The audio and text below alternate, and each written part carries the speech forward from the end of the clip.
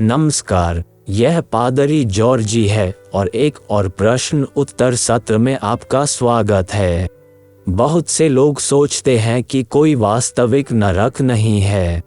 वे मान लेते हैं कि स्वर्ग और नरक इसी धरती पर हैं।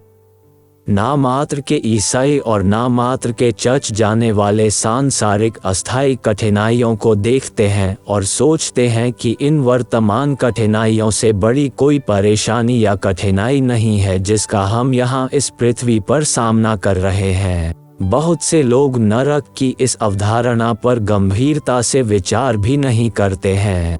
तो क्या बाइबल कहती है कि नरक एक वास्तविक स्थान है? सुनिश्चित करें कि आप सदस्यता लें और उस घंटी अधिसूचना को भी दबाएं ताकि जब वे संदेश पोस्ट किए जाएंगे तो आपको सूचित किया जाएगा। नरक में जाना कठिन नहीं है। वास्तव में आपको नरक में जाने के लिए कुछ भी करने की आवश्यकता नहीं है। यदि आप अपनी पापमय स्थिति में बने रहते हैं तो आप सीधे नरक में जा रहे हैं। इसलिए बाइबल स्पष्ट रूप से सिखाती है कि नरक एक शाब्दिक स्थान है। नए नियम में शब्द गेहन्ना, जिसका अनुवाद नरक के रूप में किया गया है, 12 बार देखा गया है। उनमें से यीशु 11 बार गेहन्ना शब्द का प्रयोग करते हैं। यीशु ने नरक नामक एक शाब्दिक स्थान के बारे में विश्वास किया और सिखाया। वास्तव में उसने इसके बारे में बाइबल में किसी भी अन्य व्यक्ति की तुलना में अधिक बात की।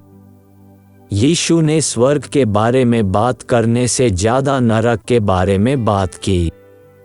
नरक के खतरे पर जोर देते हुए यीशु ने ल्यूक अध्याय 16 पद 19 से 31 में अमीर आदमी और लाजर का वृत्तांत बताया। वैसे यह कोई दृष्टांत नहीं है बल्कि एक वास्तविक घटना थी। यीशु कह रहा है, एक धनी मनुष्य था और लाजर नाम का एक मनुष्य था। यह एक वास्तविक घटना थी जिसके बारे में यीशु बता रहे हैं। तो उस विवरण में नरक या पाताल लोक को एक वास्तविक स्थान के रूप में चित्रित किया गया है जहां वह पापी धनी व्यक्ति अपनी मृत्यु के बाद गया था। अमीर आदमी होश में है। वह अपने परिवेश के बारे में जानता है और वह पृथ्वी पर अपने जीवन को पूरी तरह से याद करता है। वह परमेश्वर पर उसे उस पीड़ा के स्थान पर भेजने का आरोप नहीं लगाता।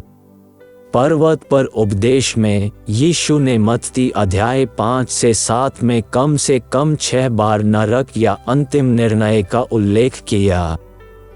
ओलिवेट प्रवचन में क्रूस पर अपनी मृत्यु से 2 दिन पहले यीशु ने कई बार अंतिम न्याय के बारे में बात की थी। मत्ती अध्याय 25 पद 46 के अंतिम शब्द कहते हैं, और ये अनंत दंड भोगेंगे परंतु धर्मी अनंत जीवन में प्रवेश करेंगे। एक वाक्य में यीशु ने स्वर्ग और नरक के अस्तित्व की घोषणा की। देखिए, आप एक के बिना दूसरे पर विश्वास नहीं कर सकते। नरक नामक एक वास्तविक स्थान और नरक के वर्णन के अस्तित्व के लिए केवल यीशु ही हमारा प्राथमिक स्रोत है। क्यों? क्योंकि यीशु परमेश्वर है। यदि आप इस वीडियो से धन्य हैं तो इस संदेश को दूसरों को भी साझा करने पर विचार करें। परमेश्वर आपका भला करे। यदि आप इस संदेश से धन्य हैं तो लाइक बटन को अवश्य दबाएं और साथ ही अगर आपने अभी तक सब्सक्राइब नहीं किया है तो सब्सक्राइब का बटन दबाकर सब्सक्राइब करें और साथ ही उस बेल नोटिफिकेशन को भी दबा दें ताकि आपको इसी चैनल पर ऐसे ही धन्य संदेश और अपडेट मिलते रहें।